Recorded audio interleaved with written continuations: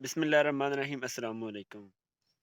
آج کی یہ ویڈیو گندم کے کاشتکاروں کے متعلق ہے، اور آج کی اس ویڈیو میں ہم گندم کی پیداوار کے بارے میں بات کریں گے کہ گندم کو آخری پانی کب لگایا جائے۔ گندم میں پہلے پانی کی طرح آخری پانی کی بھی بہت زیادہ اہمیت ہوتی ہے۔ اگر یہ آخری پانی وقت سے پہلے لگایا جائے تب بھی ہماری پیداوار متاثر ہوتی ہے، اور اگر وقت کے بعد لگایا جائے تب بھی ہماری پیداوار متاثر ہوتی ہے۔ کاشتکار بھائیو، جیسا کہ آپ جانتے ہیں، اس وقت گندم کی جو فصل ہے وہ کوب کی حالت میں ہے یا سٹا نکال چکی ہے۔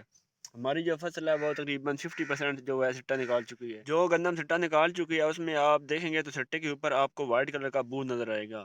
پور ہونے کی صورت میں آپ کو گندم کو نہ تو پانی لگانا ہے اور نہ ہی کوئی سپرے کرنا ہے۔ فصل جس کنڈیشن میں ہے آپ فصل کو بالکل اس کنڈیشن میں رہنے دیں۔ اس کنڈیشن میں فصل کے ساتھ کوئی چھیڑ چھاڑ نہ کریں۔ آپ کی تھوڑی سی چھیڑ چھاڑ جو پولینیشن کے عمل کو متاثر کر سکتی ہے اور آپ کی پیداوار متاثر ہو سکتی ہے۔ جب گندم سٹا نکال لے، اس کی پولینیشن مکمل ہو جائے تو آپ ایک سٹے کو کھول کر دیکھیں گے تو اس میں دانہ جب دودھی حالت میں موجود ہوگا تو تب آپ پانی لگا سکتے ہیں، اس سے پہلے آپ نے پانی نہیں لگانا۔ تو دوستو، یہ چند چیزیں ہیں جن پر عمل کر کے آپ اپنی پیداوار کو متاثر ہونے سے بچا سکتے ہیں۔